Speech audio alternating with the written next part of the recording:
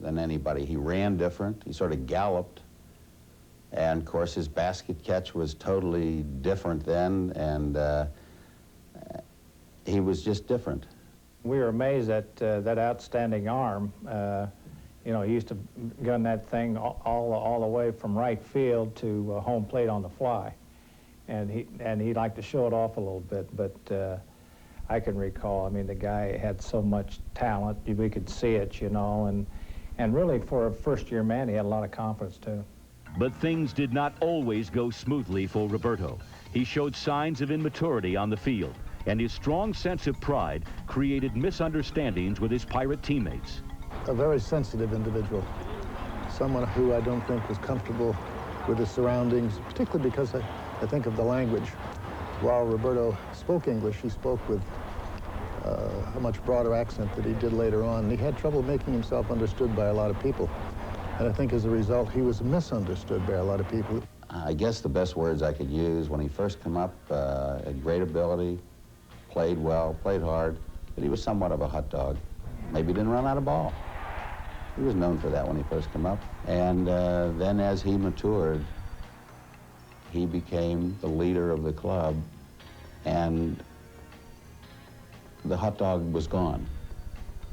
He just matured and became the guy that he was, and that he was destined to be.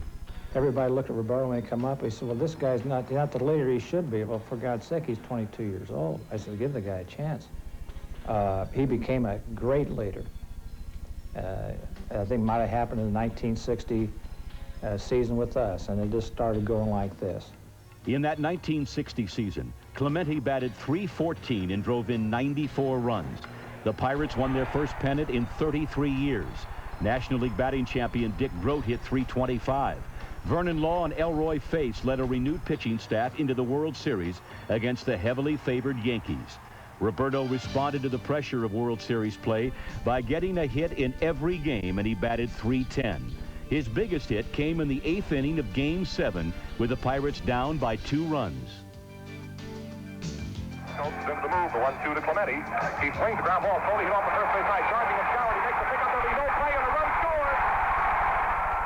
Moments later, reserve catcher Hal Smith sent Pirate fans into ecstasy. And the 2-2 to Smith. He swings a long fly ball deep to left field. I don't know, it might go out of here. It is going, gone! Forbes Field is at this moment an outdoor insane asylum. We have seen and shared in one of baseball's great moments. But unbelievably, that moment was forever overshadowed in the bottom of the 9th by the bat of second baseman Bill Mazeroski. Here's a swing and a high fly ball going deep to left. This may do it. Back to the wall goes Berra. It is over the fence, home run. The Pirates win. With one swing of Maz's bat, the Pirates were world champions. As his teammates reveled in their victory, Roberto was not among them. He had dressed and gone out into the October afternoon to celebrate with the fans. I did not feel like a player at that time, he said.